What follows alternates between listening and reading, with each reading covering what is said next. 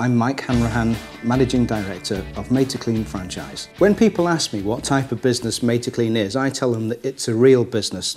Now, my views on what a real business is are quite controversial, but I'll share them with you. A real business is one that will pay you whether you are there or not in the long term. And most respectfully, for most other businesses, particularly those in the retail or franchises for that matter, sell jobs, not a real business.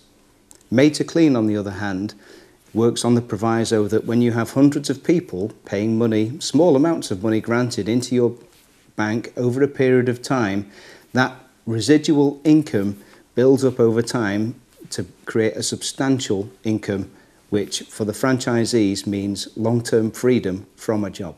As a franchisor, my role is to provide 3 core services and processes to prospect franchisees coming on board. They are how to acquire clients, how to acquire cleaners, and marry the two up and manage any events that happen thereafter. In terms of the acquisition of clients, what we do is we show them how to manage leaflet distributions, how to set up AdWord campaigns, also in terms of how to get the right quality of staff, how to reject the wrong quality of staff as well. And then finally, to marry the two up and to provide a system and infrastructure to enable them to manage the business thereafter. When a franchisee buys into the Maid2Clean operation, they're not buying a cleaning business. They're buying a management franchise, which means that they take full control of the end-to-end responsibility of marrying up clients with workers. And this is how it works. They're paid for 6 services: to advertise for the worker, to interview her in her own home, to vet the worker, to marry up the client with the worker, next to insure the cleaner against injury or damage, and finally they would replace the worker if they're on holiday, sick or unsatisfactory. There's no need to get involved with paying cleaners directly and employing staff directly. There's no need as well for a huge capital infrastructure cost associated with industrial cleaning equipment and materials, because our cleaners use the client's vacuum cleaner, iron and ironing board. Similarly, they use the client's domestic cleaning products. This provides a very low overhead business model to our franchisees and increases the profit margin immeasurably. Similarly, our franchisees do not need to buy vans or carry the women around from one place to another, heaven forbid. Our franchisees have no need to do that or even meet a client. The reason why they don't meet a client is because they send a cleaner in for an interview with the prospect client in the first instance.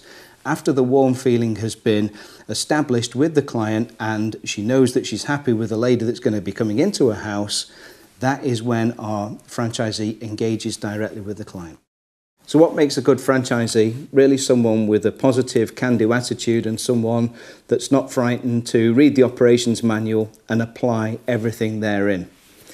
We tell them to apply the operations manual because we know what works. After 18 years of operation and probably hundreds of combined years of franchisee knowledge now in the business, we know what works and what doesn't.